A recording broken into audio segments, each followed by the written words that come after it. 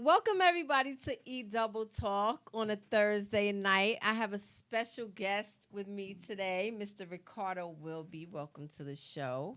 Thank you. Thank you for having me. Thank you for joining me. Absolutely. Um, and in the caption of my promo for tonight's show, I listed you as the voice for the people. And I said that purposely because you have been out here really hitting the streets and uncovering a lot of the misconduct that's been going on in Yeah. Englewood, our city.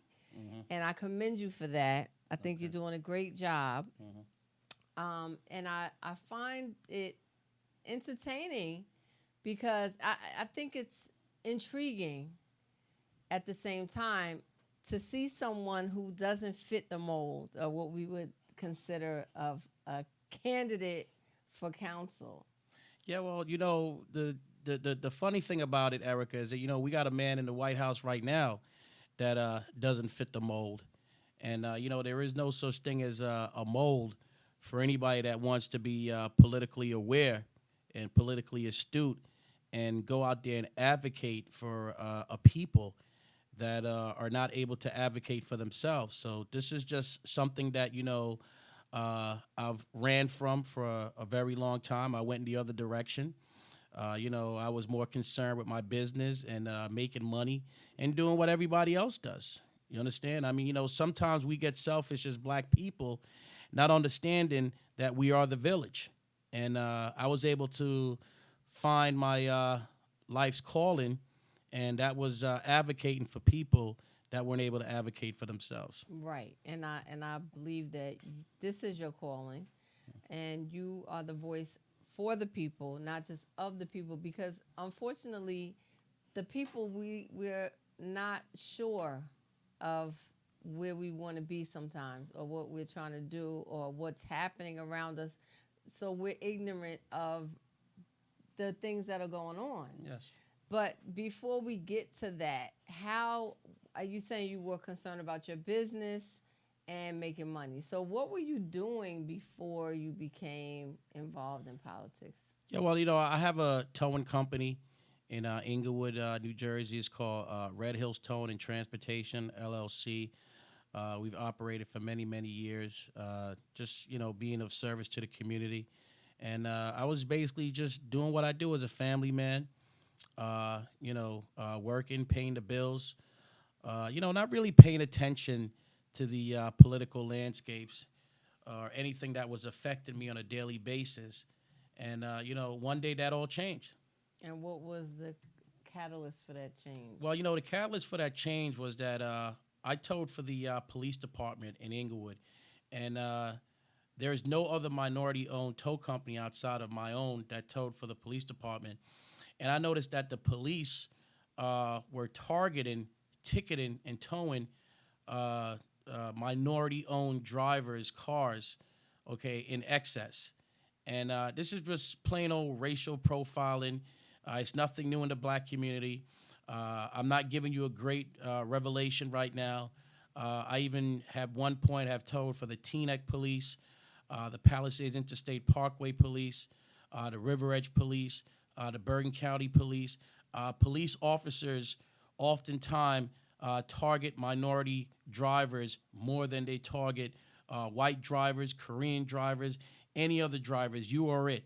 You understand? And I don't care if you're Reverend Porkchop or you're Erica Williams or you're Rick Wilby or you're whoever you are. As long as you're a black and you look like me or Erica, you're going to be profiled. It's a high probability that something is going to happen outside of what would normally happen if you was lily white and you was even drunk or operating under influence. And when did you realize that? I mean, you've been touring for many years, so how did this come to you? Well, what happened is that I did my due diligence. I went to City Hall, and when a vehicle is impounded, it generates a report. So I actually requested the information, and when you OPA request information, you're able to get it within 7 business days. And the numbers that came back to me was very alarming, and I was so concerned that as a member of the NAACP, I brought it to the chapter president, which at the time was Anthony Curitan, who's now the Bergen County Sheriff, and nobody wanted to deal with this situation. Nobody wanted to confront it. It's like it's something that was already well known within the Inglewood Police Department, and I had to do something to try to stop them from going further and to continue the harassment of the black community in Inglewood. And what did you do? Yeah, well, what I did was that I brought a lawsuit against the city for discrimination, and for what they were doing, within the city, and from that, instigating that lawsuit, they suspended me off the list verbally. Chief Larry Suffren, who's nothing but he looks black, but in truth, he's a $5 Indian. Now, a lot of people don't know what a $5 Indian is. Do we know what a $5 Indian is? All right. Well, once upon a time, there's something called the Dawes Rolls, and white folks could sign on to any native Indian tribe if they had $5. And I suspect that Larry, his ancestors, signed on. They were probably Dutch or Danish white boys, okay, and they signed on to the Cherokee tribe or the We Don't Like Negro tribe, whatever. And he is a consummate $5 Indian. But if you deposited if you deposit $5 to purchase Larry Suffren, you're probably going to get $4.99 change. That means he's only worth a penny. And he's currently the chief of police in Inglewood. All right. And he's a scumbag nonetheless. All right. And as somebody that aspires to be a politician, that's just how I talk about real issues in Inglewood. And he is a scumbag. So you are very outspoken, to say the least. Yes. Right? And but you know what you're talking about. Yeah. Because you always back up your information. Your what seems to be your opinion with information. Facts. And facts. It's okay? what I do is that I do my due diligence. Right, but some people may call you a troublemaker by the way you present your information, right? Yeah, well, and I would adamantly disagree with them. Okay, I've been all over this state. I've been up in Rockland County. I've been in New York City, down in Brooklyn. I've been down in Ocean County. I've been down to Trenton. I've been all over trying to advocate for the empowerment of the black community. And I would say to those people that call me a troublemaker, they would say the same thing about Harriet Tubman, who's a female Moses. They would say the same thing about Nat Turner. They would say the same thing about, Al Sharpton. They would say the same thing about Malcolm X. They would say the same thing about Medgar Evers. They would say the same thing about Jean Patrice Lumumba over in the Congo. They would have said the same thing about Mugabe that just passed away. They would say the same thing about Julius Malema over there in South Africa with the EFF, the Economic Freedom Fighters, okay? These are people that would say anybody that rises up and would say something against massa would be considered a troublemaker. And once upon a time, they would quarter the strongest slave, or they would cut out your tongue for even talking back to the master. You know what it means to quarter a Negro? What you would do is that you would get 4 horses and you tie it to both of their hands and both of their feet, and you would basically have those horses go in 4 different directions, and you would just drag them into pieces. And that trauma of witnessing that would be good enough to make the other Negroes quiet. Okay, so we should have come a long way since then, and in some ways we have, and in some ways we haven't. And we can't blame our oppressor for everything, right? We have to take some of the blame. Well, I respectfully, apathetic, right? Listen, I respectfully disagree with Erica, okay? All of our problems go back to the implementation of racism, all of it, okay? Whether you believe it or not, I could give you some examples, all right? Donald Trump is an out-and-out racist. Okay, and whether you have Democrat or Republican, most people don't understand what was the original name of the Democratic Party. Do you know what the original name of the Democratic Party was? No. The original name of the Democratic Party, they were considered the Dixiecrats. Malcolm used to talk about it all the time. And he talked about the Democrats being nothing but a Dixiecrat in disguise. And a lot of black folks don't realize that these Dixiecrats refuse to give you your freedom, okay, from off the plantation, okay, but they were just as bad as the Republicans. Okay, so you're talking about the out and out racist wolf and the inward racist fox. Okay, so they're two wings from the same bird. All right, so when you talk about that pre-K to prison pipeline and the privatization of prisons, that goes back to racism. I mean, Erica might not feel it, okay, because black women have a little bit more, empathy within white supremacy. Well, we're accepted more because You're we're accepted less of more. a threat. But when I say it's not all to blame, is that at this point we need to take responsibility for ourselves. And you said when you were working, you were content. You weren't really in the mix. But now that you have gotten into this fight, into the ring, you see that there are other Negroes, as you like to put it, who are not picking up and being a part of this movement. And Yeah, that's what I mean. listen, they're not picking up and being a part of the movement. And I had to explain to somebody in the barbershop today, even though you're neutral, okay, we're still engaged. We're still in the struggle. Ever since 1619, actually before 1619, they went over to Africa back in 1492, and they kidnapped like 5 Africans, and they brought them to the king of Spain. And, that experiment led to even more Africans being kidnapped in 1619 and brought to the Americas, okay? And the 400th anniversary is 2019. But I say all that to say that no matter where you are on this planet, we as black people suffer the same degradation. And whether you like it or not, there's going to come a time when you're going to have to fight. You're fighting subconsciously right now. You don't even know it. You go to school and, your kids are being labeled and are given certain drugs because they say they have a learning disability. And these are things that they're actually doing and manipulating your kids through some of these drugs to have these disabilities, okay? Right. And some of these things are implemented by the GMOs and some of these other initiatives that they've deployed against the black community.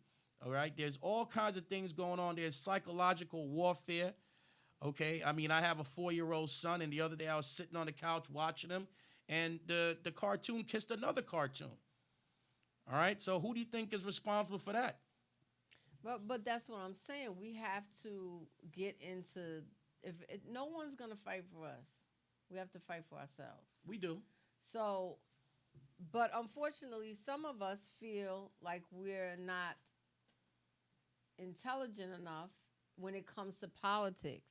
So we don't know how to get into the realm of politics because I'm we're not uneducated in that area. So what are some easy steps for those of us who want to be a part of it, but we feel like if we go into a meeting where, we don't know what's going on, we don't know what the information is that's coming across. Yeah, well, the easiest thing to do is to just, be a part of the solution. You understand? Because if you're not a part of the solution, then you're a part of the problem. So you want to go to your meetings. That's how I started out. I mean, I'm not the sharpest knife in the drawer. I mean, I'm probably a butter knife myself, a plastic one made in Korea. Who knows? Okay. Definitely not. You don't that's think definitely so? not. Okay. The case. Well, No, you I'm think I'll be able to sorry. cut sliced bread? Definitely. Okay. So anyhow, Erica's giving me, she's paying me a compliment right there, and I'm not going to give her any endorsement or any money's going to change hands. Yeah, That's no. her personal opinion. But I say that to say that all we have to do is be engaged. Once upon a time, I didn't go to any council meetings. Now I go to all my council meetings. I go to all my planning board meetings. I go to all my board of adjustment meetings. I go to all of my board of education meetings. I go to my environmental committee meetings. I go to my traffic advisory committee meetings. And it's just like when you went to school. When you went to school, you didn't know all the information that was important for you, okay, to even solve certain problems that you'd be tested on later. But going to school, you was in the classroom and you was learning the information that once that test came, even if you didn't score high on the test, you was proficient enough to pass. Okay, so we as black people need to engage in government. If you don't engage in government, you will not understand what government is even going to produce for you. Everyday government is affecting every aspect of your life. Okay. Erica goes to, I don't know where she shops, but let's just say she goes to Target, and she wants to buy a handbag. And President Trump is, implementing certain taxes on those handbags. You already involved in politics because you're paying the premium for what a politician did. Or you go to DMV and they say you need 6 forms of identification. You're now paying, the cost, and you're adhering to a rule that these politicians made. These legislators, they legislate, they make laws, they make rules and regulations. Like, let's just say you go to a hospital and you're not entitled to certain care because of your status. Okay? There's all kinds of things that politics dictates. When you go outside, there's certain roads that are controlled by the state. There's other roads that are controlled by the county. There's other roads that are controlled by the town. So these intricacies in politics plays out in your everyday life, whether you believe it or not. Right, but just like you're saying, these are this is institutionalized. This has been going on forever. So some people feel like there's nothing that we can do. Like there's no change that we can make because it's in the system. It's in this country. Well, we're not trying to change it because we understand that we are under a system that was basically made for our destruction. Okay, but you got to get up, get out, and get something. Black people have always succeeded in any condition and in any geographical location where we've been dropped off. We're indigenous to certain places within this world, but there's other places where we were herded up like cattle, brought to new locations, and we did very well for ourselves there. So we're very, adapting to certain situations and succeeded. I believe that one of the greatest detriments to the black community was integration, because integration forced us back into the cesspool of white supremacy.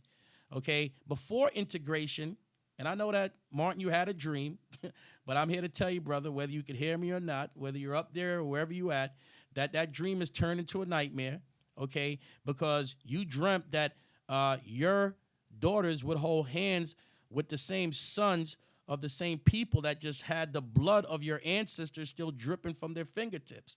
Okay, so we lost a lot in integration. Not to get off topic, but integration consolidated us back into that same cesspool, okay, that made it easy for them to just reach out and touch us. Before that, we had to have our own schools. We had to have our own banks. Okay, we had prominent physicians. We had prominent black car manufacturers. We had everything, okay? A lot of the inventions that were even invented back in slavery that the slave made to make his daily activities easier, we never got the credit for that. We were never able to patent those things because the patent office was owned by Bill or Tom or whatever these Neanderthals' parents named them, okay? So that's where we are today. And if the illusion of integration, the illusion of inclusion that integration brought, actually, to put it quite bluntly, it was one of the worst things that we ever did, in my opinion. Right, but here we are. We are integrated. So we have to deal with where we are. And, I mean, we're in the school system together, right? We can't separate. So how do we make a difference? Yeah, well, very simple. I mean, the Jewish community, okay, they have given you some examples. The Korean community gives you some example. The Hispanic community give you some example. Habla español? No. Why not? Okay, so we, as black people, are good at making excuses. Well, we can't. Well, guess what? We've done it before. We're not talking about doing something that's impossible to do. We're talking about just having our own identity and not being lost in the sauce. White supremacy is the sauce where nothing black can materialize into any power or any empowerment for a community that needs to have a base of its own so that it could have something to hand down to the next generation. You see some Korean kids going to school on a Saturday, there's no black kids there. Okay? These little Jewish kids, when they go to school, there's no diversity there. Okay? But they want to stuff this diversity stuff down your throat, but they're not swallowing that pill. All right? And yes, we can go to school with with their kids. But our kids need to have their own identity, and they need to not be so far gone that they don't even realize the struggle. Like this brother that was hugging that murderous white cop down in Texas. His brother, here it is. His brother was eating ice cream in his apartment, and this devil, excuse me for saying devil, but you know what I'm saying, as an Israelite, we say devil a lot. You understand? And I get suspended and thrown off of Facebook a lot. For putting the word white and devil in the same sentence. So anyway, this devil, she breaks into the apartment and she pops his brother. And then, you see after this trial, which is just a horse and pony show, now we find out the judge that gave her a Bible and hugged her too is running for re-election. So she's already got the endorsement of the PBA down there in Texas.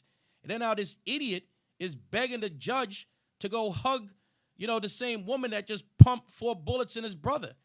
All right. And before that, you had a black female deputy, this sidestepping, shucking, jiving bedwench, okay, sitting over there combing her hair, which that's not even hair, that's fur.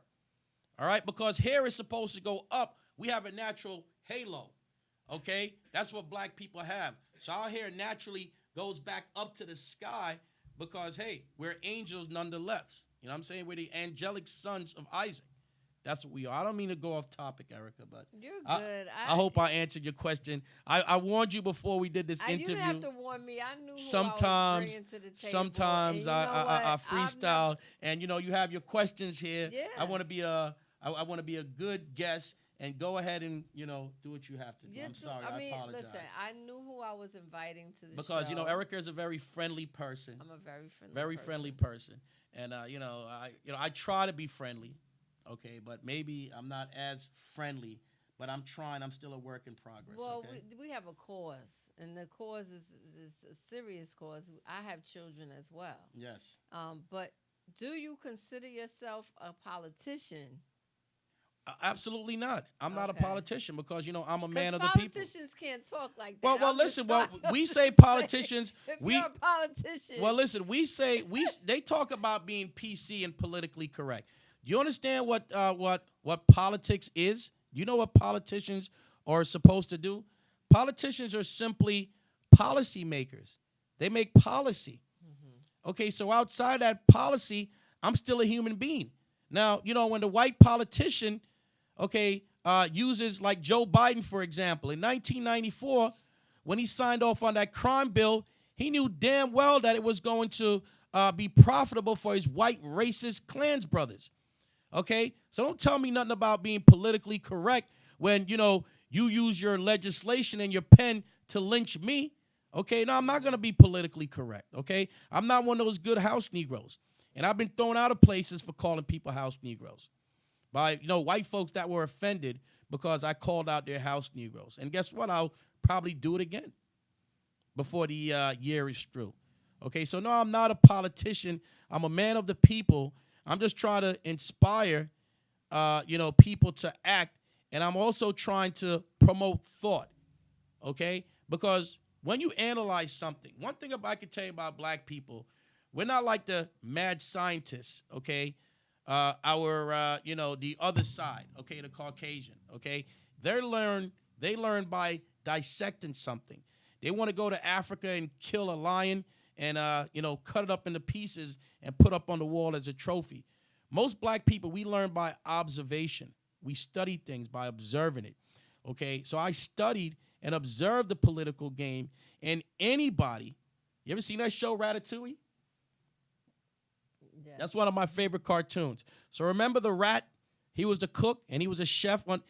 Anyone could understand politics, okay? All you have to do is attend these meetings regularly, ask questions, and make your own decisions. When you have a councilman like Wayne Hamer that has in one way or another been involved for 23 years, and you see the exodus of the black community, You don't have to ask me, is Wayne doing a good job, you dummy?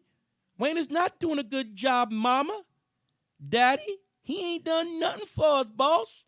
Okay? When you start seeing those 4-story luxury apartments that you can't afford, Rick, what's happening, Rick? I don't understand. You don't understand? All you got to do is look out your window. The U-Haul truck is right there. It's time for you to go. That's gentrification 101. And you've been sold out. That's like Messy Jesse when he sued Texaco. And he got billions of dollars on behalf of you Negroes. Did he give you any of it? Of course not.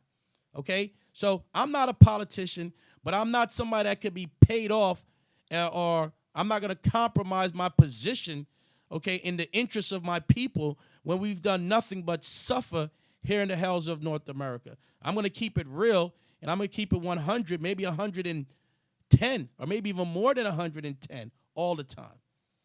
Well, again, you're very outspoken, but what are some misconceptions? I mean, what is something that people don't know about you that may misjudge you based on your approach or your direct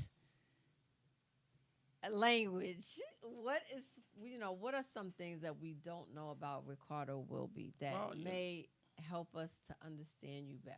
Well, one of the things that people don't understand about me is that, I have a lot more white friends than you do. I could tell you that, okay? I could walk into a room and have conversations with anybody.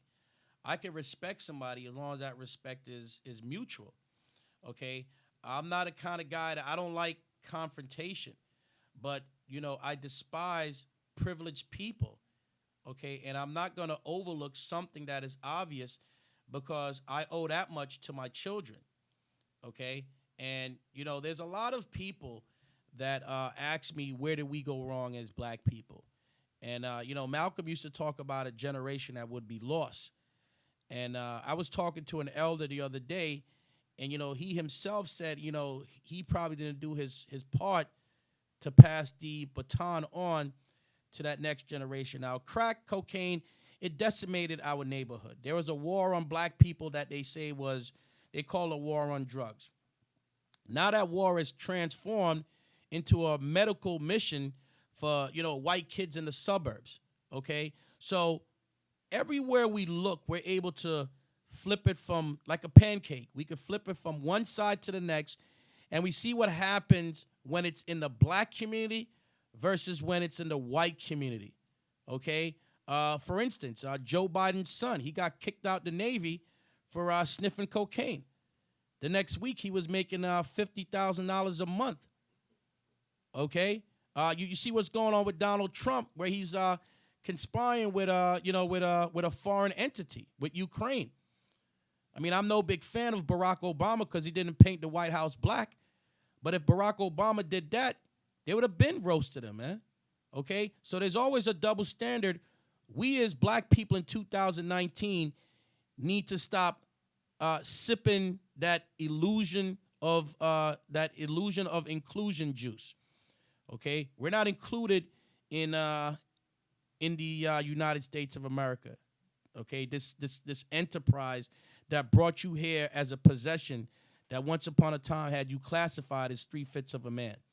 Okay? So if you want to get up and buck dance and tell me, Rick, you talk a lot. We good. Blah, blah, blah. I'm not going to stop and video record when that white cop smacks you upside the head, and when you're bleeding, you're telling me to record. I'm going to mind my business, man.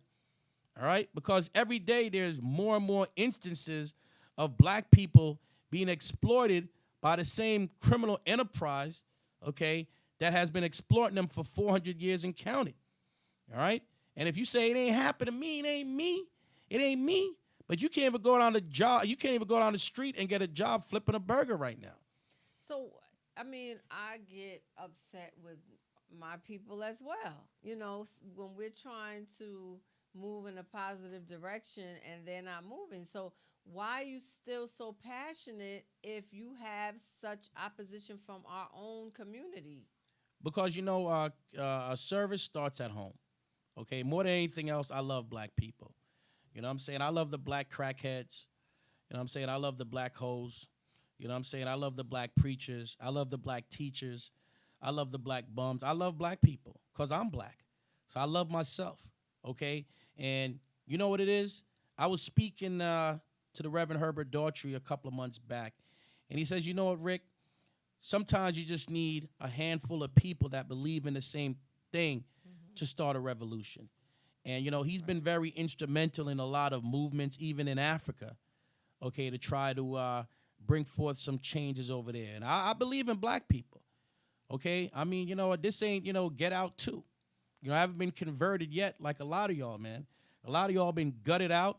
And on the inside, you know, you guys are what? Ron and Tom and, you know, Bill, you know, and all these other people, man. You don't even care about your own people. You don't care about yourself.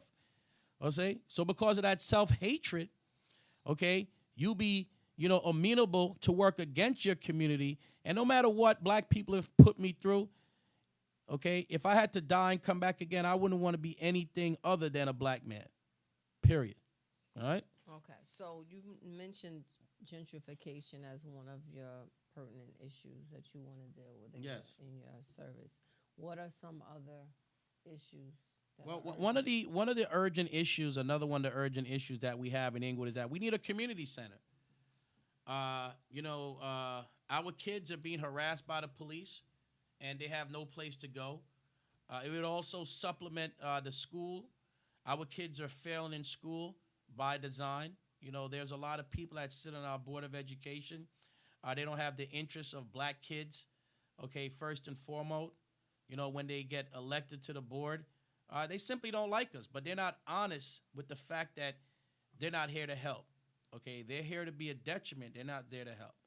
Okay, so I would definitely try to work, and I would challenge a lot of these people on the council, a lot of these bleeding heart white liberals that talk about, oh, Rick, we want a community center. We just like you. We want the same thing you want. Well, here it is. Here it is. Let's get it. Okay, so you have to challenge these people to deliver on those promises that were made.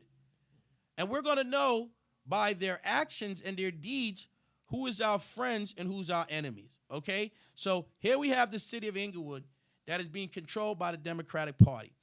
These people mismanaged and blew a $87 million surplus. Don't you think that $87 million surplus could have built our community center? These people gentrified a neighborhood in Bergen County, 5 minutes outside of New York, where real estate is valuable, and gave wealthy developers pilot programs. Pilot programs of payment in lieu of taxes.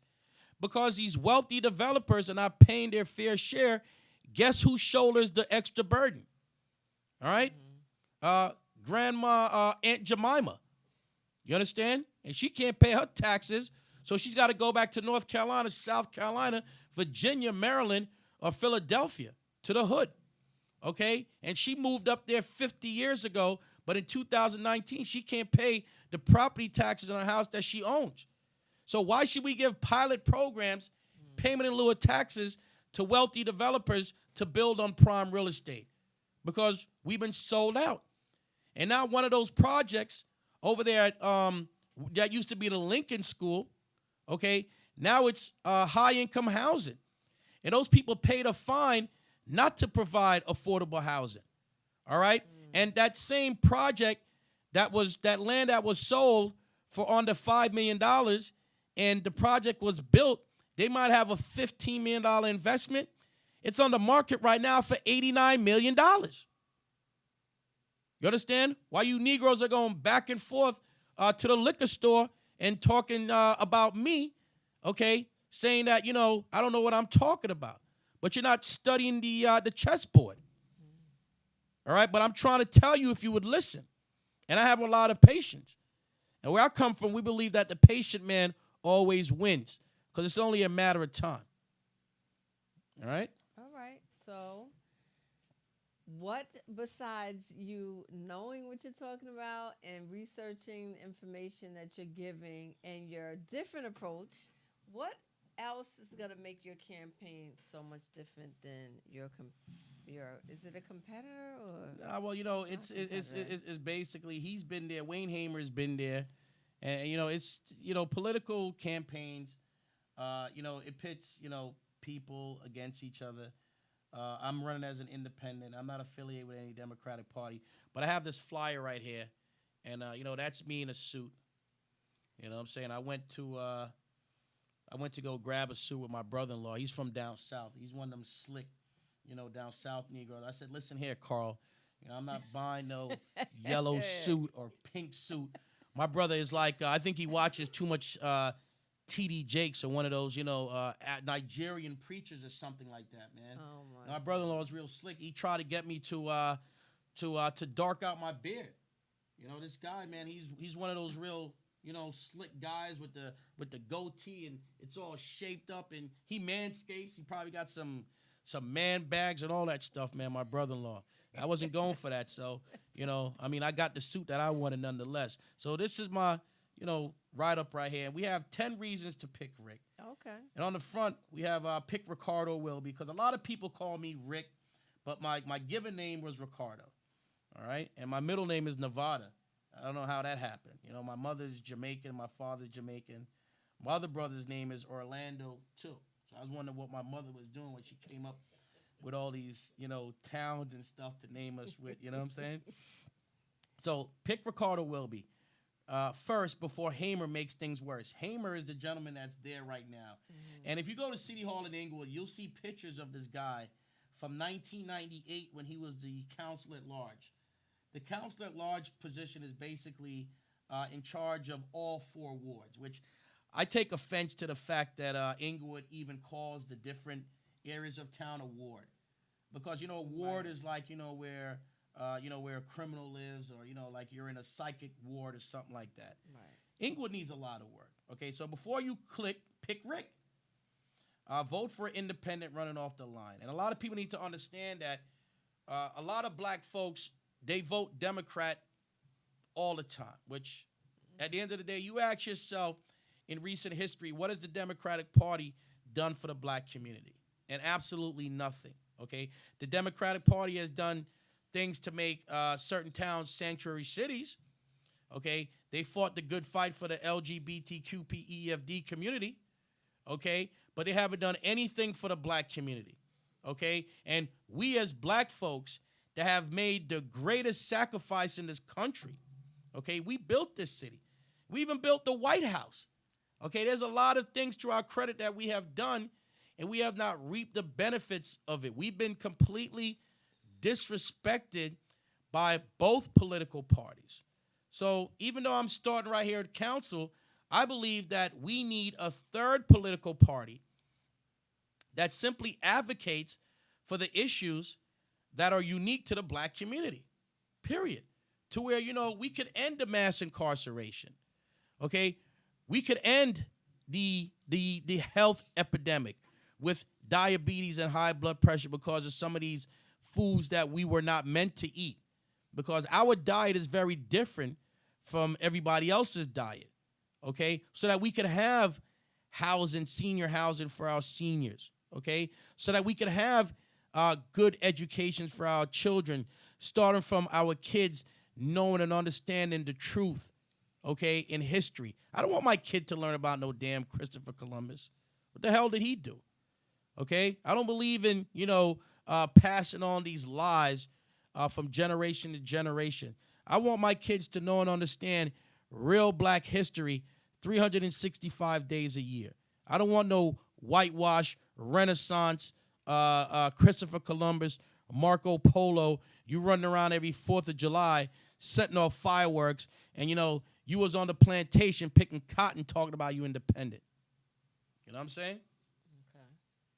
So you want to read some of those 10 reasons? Yeah, well, I can't read. Who's taught you how to read? All right, so let's go to number 2. We need to stop the gentrification now. That's something I really stand on. Mm-hmm. We need affordable housing, because a studio that starts at $2,800 a month is not affordable housing, okay? But they're price you out. So the white man is very tricky, okay, when he wants to, practice his racism, Okay, he'll just say, well, you can't afford that. That's all. And to me, that's just what's known as economic racism. That's what I call it. Okay, we value our senior population, so we'd go about trying to make more senior housing in Inglewood. Currently, the only senior housing we have that really caters to the black community is 111 West Street. There's another senior housing that was built over on Route 4 called the Bristol. That's not for us. And I went there and I told them, my mother is on Medicaid, Medicare, and I would love to keep her close. And they looked at me like,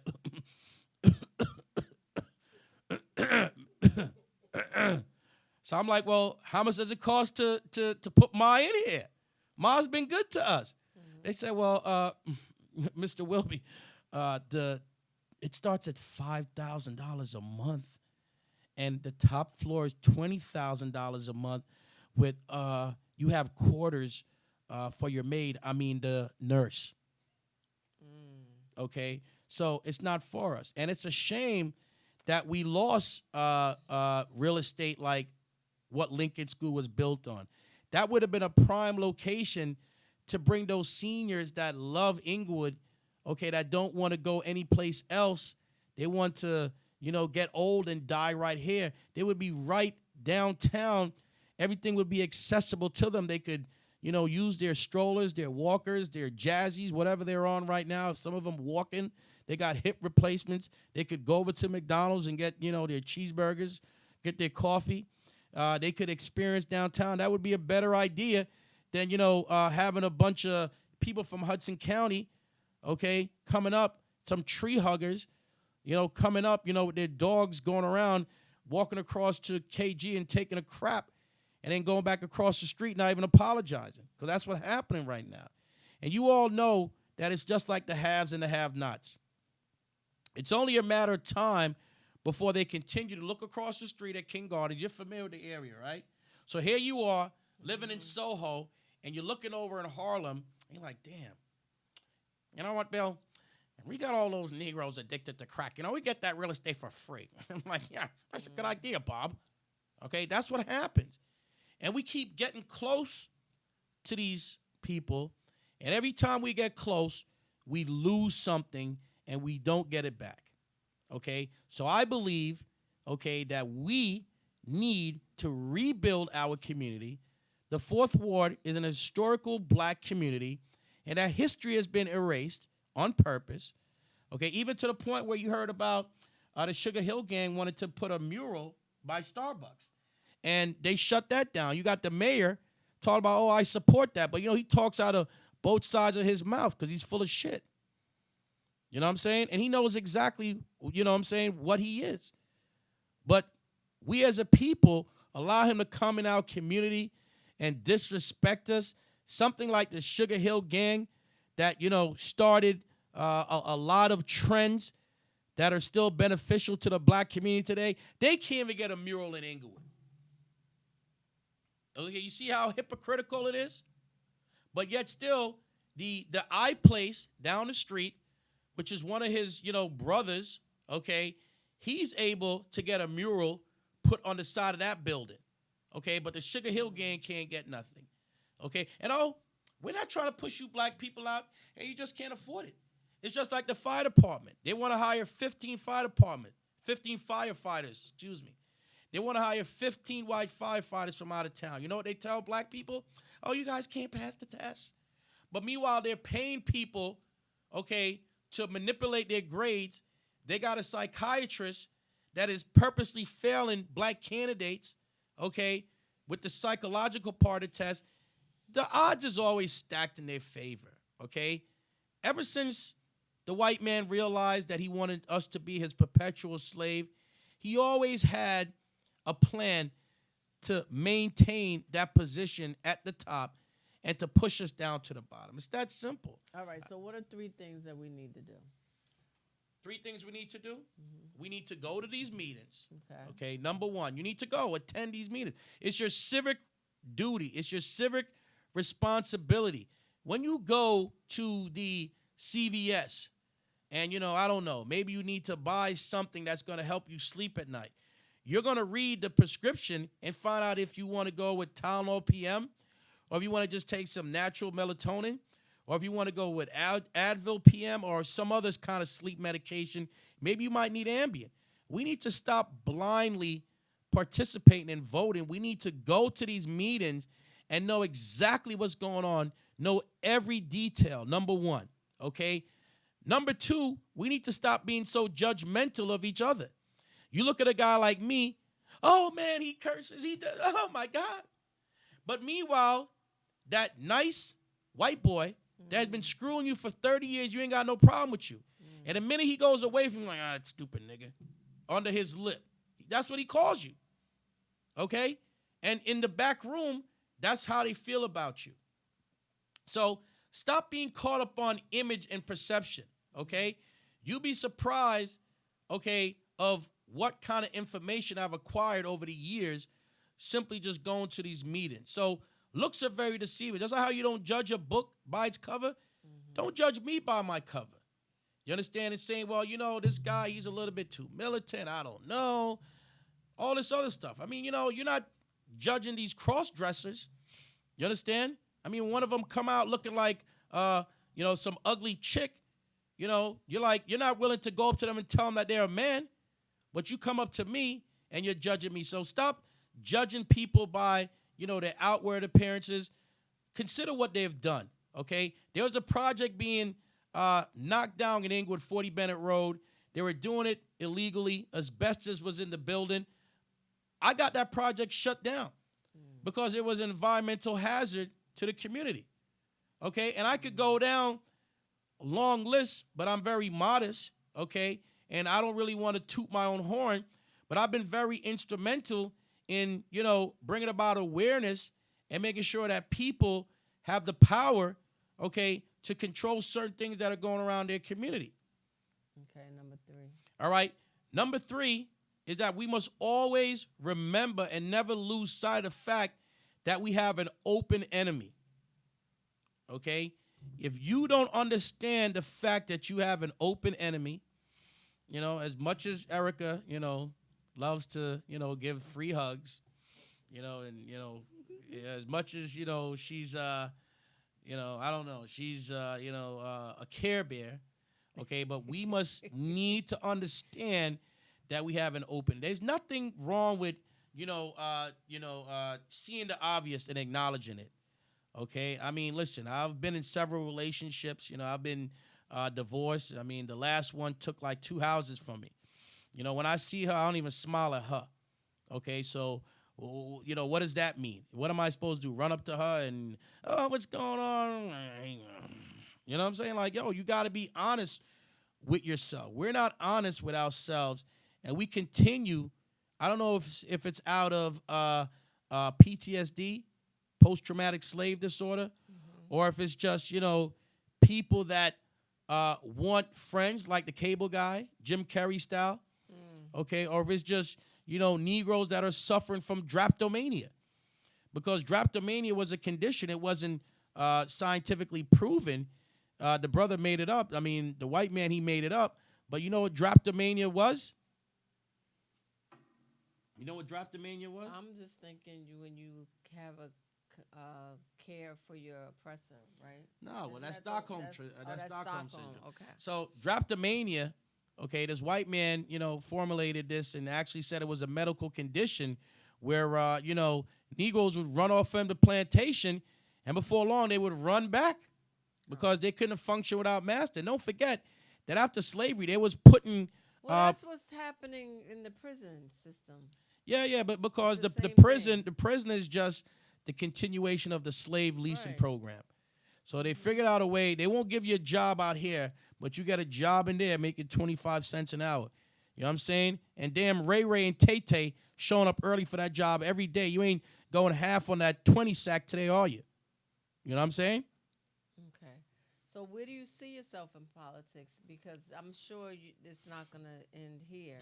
No, I mean, you know, where I see myself, hopefully, I could turn Englewood around. I mean, you know, my dad migrated to Englewood from Jamaica back in the 70s. I came here back in 1981. I mean, I like Englewood. I mean, I've been, a lot of places, and I always came back to Inglewood. Inglewood is home, and it's very heart wrenching to see the destruction that has been, done in Inglewood on purpose by, people that simply, don't like, black folks. I mean, just, a lot of the initiatives that have been done. I mean, here we have a community. We have the 4 wards in Inglewood, like we spoke about.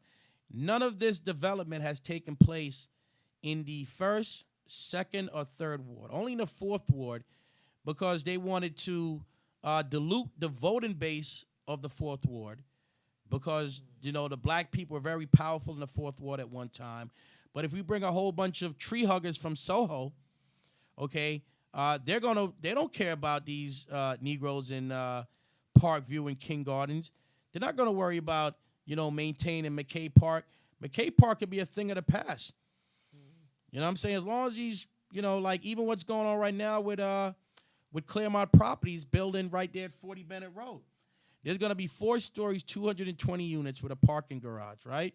And where the check cashing place was, that's going to be a pocket park for you could take your dog over there. Your dog could relieve himself. These people, they care more about dogs than they do people. Okay, so how can everyone reach you for questions and support? Yeah, well, I mean, the last day to register to vote is October 15th. The election is November 5th. Remember, just go inside. You press me first, Ricardo Whilby. I'm not on the Democratic line. I'm running off the line. You vote my name, and that's it. I have a show that comes on every Wednesday, Inglewood by Any Means. It's a podcast that I do every Wednesday. It's not for you lighthearted Negroes.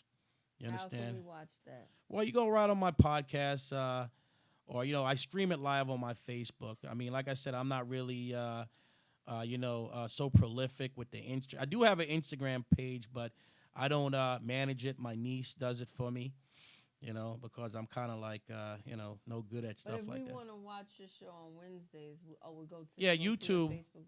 Facebook YouTube. page as well. Yeah, YouTube. You can get me on Facebook at Rick Red Whilby. And YouTube. YouTube, I guess you go to GS Radio, but just be forewarned. I usually get suspended from Facebook every other month. Right, so we have to go to YouTube to GS Radio. Yeah, and they don't give me the traditional 1 or 2 days. I usually get 30 days every time. Okay, well, thank you. Okay, thank you for having me. Thank you for coming to Eat Double Talk. Absolutely. And I wish you the best. Thank you. Yes. All right. Have my vote. All right, thank you. All right, everyone. Tune in. We will be back on another day, another time, and you get your notifications. Don't forget to subscribe to Eboogie Films on YouTube. Thank you.